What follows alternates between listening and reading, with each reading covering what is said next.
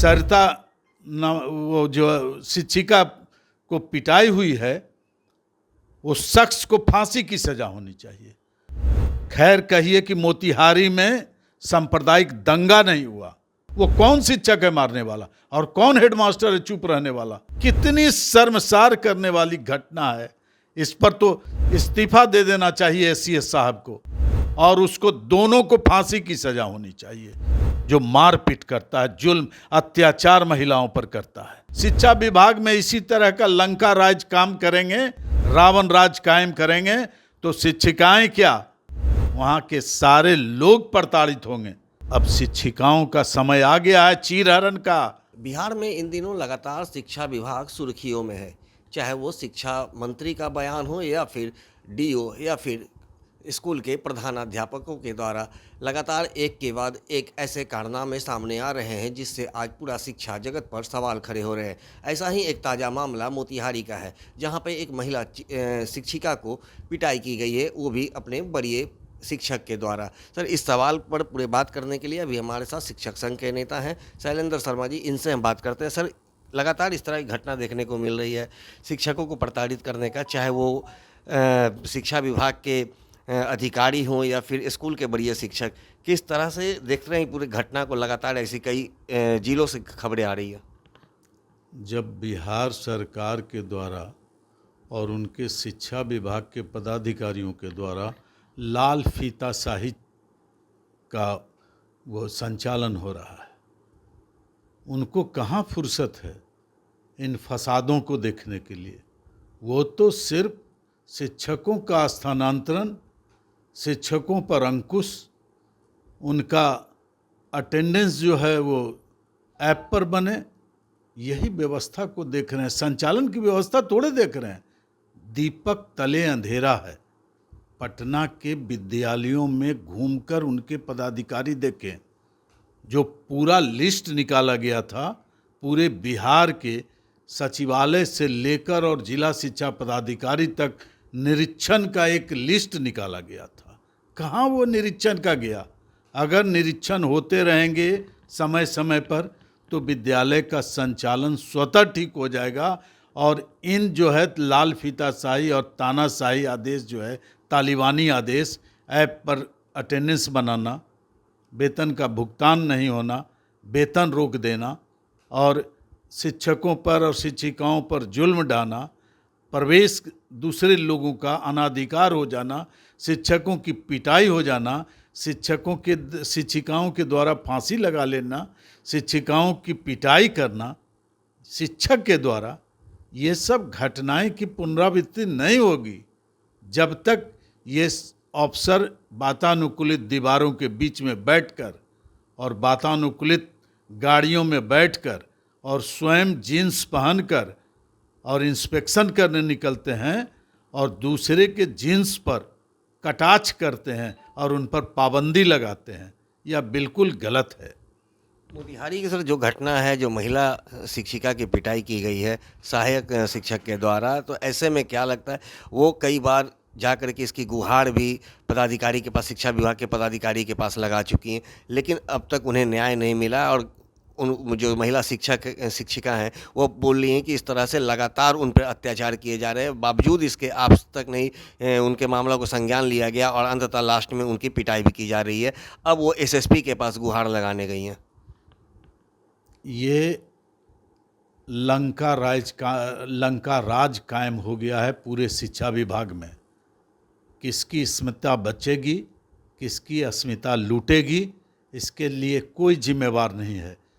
इसके पूर्व भी बांकीपुर गर्ल्स स्कूल में जब एक महिला ने कुछ कह दिया तो उसका वेतन रोक दिया, स्पष्टीकरण हो गया, उसको सस्पेंड कर दिया गया।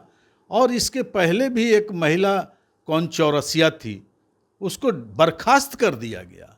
इसके पूर्व भी बेगूसराय में एक महिला ने फांसी लगा ली। बहुत सारी महिलाएं जो हैं नौकरी छोड़कर भाग गई, जुल्म की दास्तां कहते कहते चुप हो गई, फंदे में फंस गई।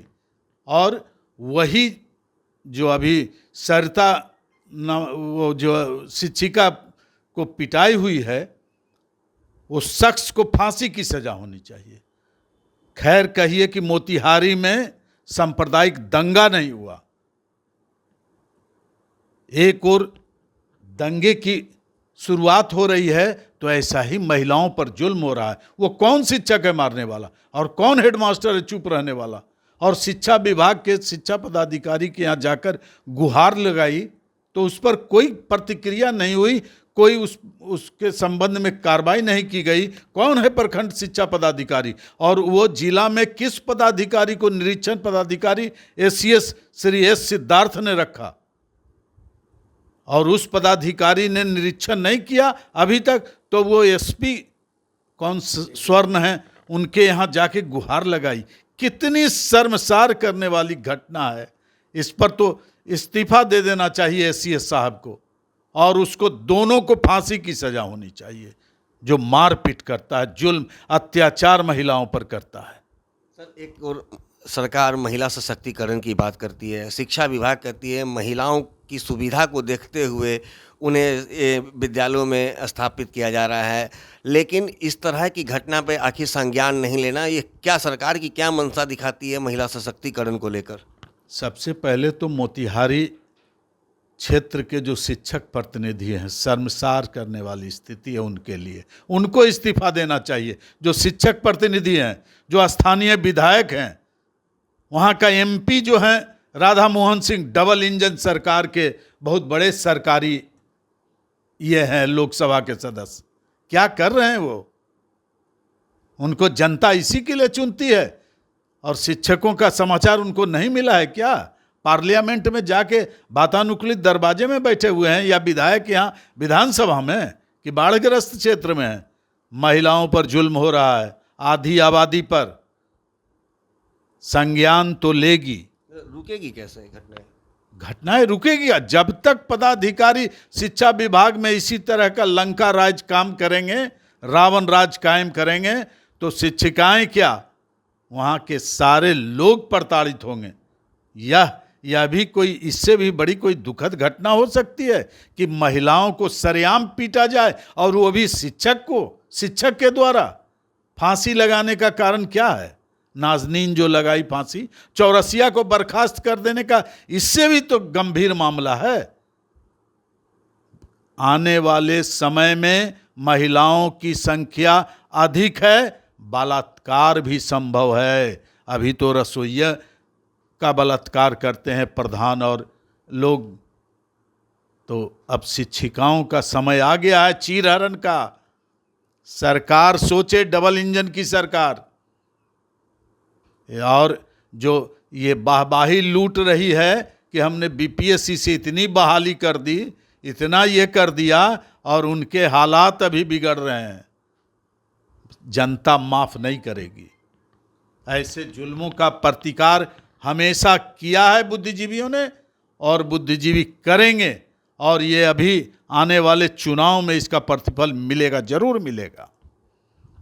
तो जैसा कि आपने सुना, शैलेंद्र शर्मा ने साफ कहा है कि जिस तरह से आज शिक्षिकाओं को प्रताड़ित किया जा रहा है और सरकार व शिक्षा विभाग पूरी तरह से मौन है, यानी कि इन्होंने सिस्टम पे ही सवाल खड़ा किया है कि जिस तरह से सिस्टम चुप्पी साधी हुई है। अगर वो महिला शिक्षक आ जाती हैं पदाधिकारी के पास अपनी शिकायत लेकर के, लेकिन उन पर संज्ञान नहीं लिया जाता है, तो ऐसे में इस पूरा सिस्टम ही चौपट हो चुका है। और आने वाले समय में अगर इस पर प्रतिकार नहीं किया गया तो महिला शिक्षिकाओं के साथ तमाम शिक्षक वर्ग जो हैं वो इस तरह के शिकार होते रहेंगे। सहयोगी ऋतिक के साथ ज्ञानेंद्र वर्मा, दर्श न्यूज, पटना।